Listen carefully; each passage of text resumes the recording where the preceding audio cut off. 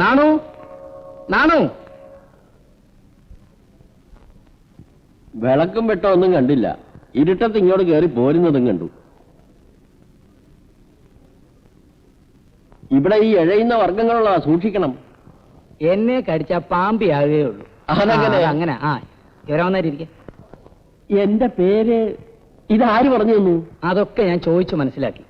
തൊട്ടയിലൊക്കെ അല്ലേ, വന്ന ഉടനെ വിവരങ്ങളൊക്കെ തിരക്കി. വയലിൽ നിന്ന് വന്നപ്പോ അറിഞ്ഞു ഇങ്ങനെ ഒരാളിവിടെ താമസിക്കാൻ വന്നിട്ടുണ്ടെന്ന്.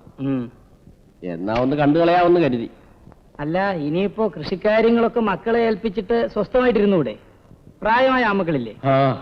ആ കാര്യം പറഞ്ഞാൽ വളരെ വിചിത്രമാണ്. എനിക്ക് 2 ആമക്കളും ഒരു പെണ്ണുമാണ്. മൂത്തത് കൊച്ചീർച്ച. അവൻ അമ്പലപ്പുഴ മുതലാളിയുടെ കൂടെ ഡ്രൈവറാ.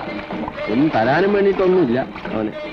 പിന്നെ ഞാൻ കിടന്ന് പണിപ്പെട്ടാലായി.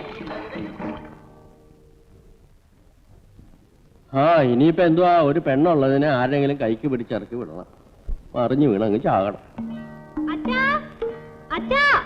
എന്താ മോളെ?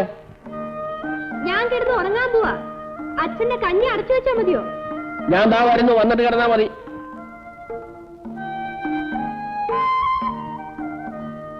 സുശീലയുടെ അമ്മ ഉണ്ട്. പക്ഷെ കഴിഞ്ഞ കുറെ കൊല്ലങ്ങളായി ഞങ്ങൾ ഒരുമിച്ചല്ല താമസം.